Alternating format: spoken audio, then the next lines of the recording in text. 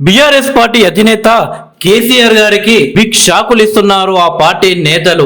ఇప్పటికే ఆ పార్టీలో కీలక నాయకులు బీఆర్ఎస్ కి రాజీనామా చేసి బీజేపీ కాంగ్రెస్ పార్టీలో చేరడం జరిగింది. అయితే బీఆర్ఎస్ పార్టీకి మరో ముఖ్య నేత బిగ్ షాక్ ఇచ్చారు. ఎన్నికల వేళ రాష్ట్రంలో కీలక పరిణామం చోటు చేసుకుందని చెప్పవచ్చు.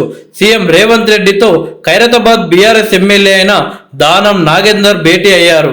శుక్రవారం హైదరాబాదులోని ముఖ్యమంత్రి నివాసానికి వెళ్లి మర్యాదపూర్వకంగా కలిశారు.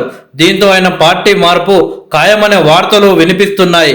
ఎల్లుండి దానం నాగేందర్ గారు కాంగ్రెస్ కండువా కప్పుకోనున్నట్టు తెలుస్తుంది. ఇప్పటికే కాంగ్రెస్ పెద్దలతో పలుమార్లు సమావేశమైన ఆయన చర్చలు సైతం జరిపినట్టు తెలుస్తుంది. తాజాగా స్వయంగా సీఎం రేవంత్ రెడ్డిని కలవడం హాట్ టాపిక్ గా మారింది. ఒకవేళ మర్యాదపూర్వకంగా అయితే కేవలం సీఎం రేవంత్ రెడ్డి లేదా డిప్యూటీ సీఎం బట్టి విక్రమార్కతో భేటీ కావాల్సి ఉండే. కానీ ఈ యొక్క సమావేశంలో కాంగ్రెస్ పార్టీ ఇన్ఛార్జ్ అయిన దీపాదాస్ మున్షి కూడా ఉండడం గమనార్హం.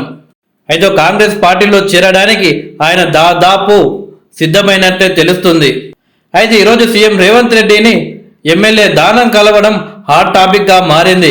కాగా మొన్నటి అసెంబ్లీ ఎన్నికల్లో దానం నాగేందర్ బీఆర్ఎస్ తరఫున పోటీ చేసి గెలుపొందారు.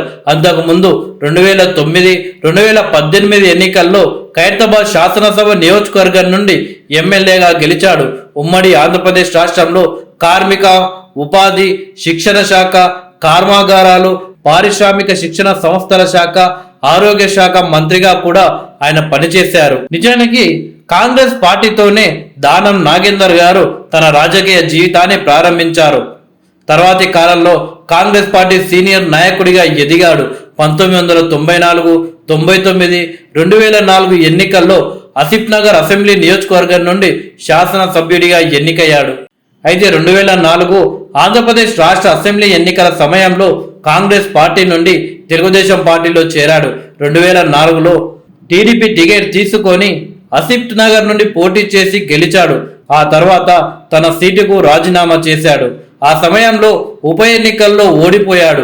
నియోజకవర్గాల డీలిమిటేషన్ తర్వాత 2009 ఎన్నికల్లో ఖైరతాబాద్ అసెంబ్లీ నియోజకవర్గం నుండి పోటీ చేశాడు. 2009లో అప్పటి ముఖ్యమంత్రి అయిన రాజశేఖర రెడ్డి గారి మంత్రివర్గంలో, అలాగే కొణిజేటి రోషయ్య గారి మంత్రివర్గంలో మంత్రిగా పనిచేశాడు. 2014లో కాంగ్రెస్ పార్టీ తరఫున పోటీ చేసి బీజేపీ అభ్యర్థి చేతిలో దానం నాగేందర్ గారు ఓడిపోయారు. 2018 జూన్ 23న కాంగ్రెస్ పార్టీకి రాజీనామా చేసి బీఆర్ఎస్ లో చేరాడు. 2018లో తెలంగాణ ముందస్తు ఎన్నికల్లో టీఆర్ఎస్ తరఫున పోటీ చేసి బీజేపీపై 28,396 ఓట్ల మెజారిటీతో గెలుపొందాడు. అలాగే మొన్న జరిగిన అసెంబ్లీ ఎన్నికల్లో సైతం దానం నాగేందర్ గారు విజయం సాధించడం జరిగింది.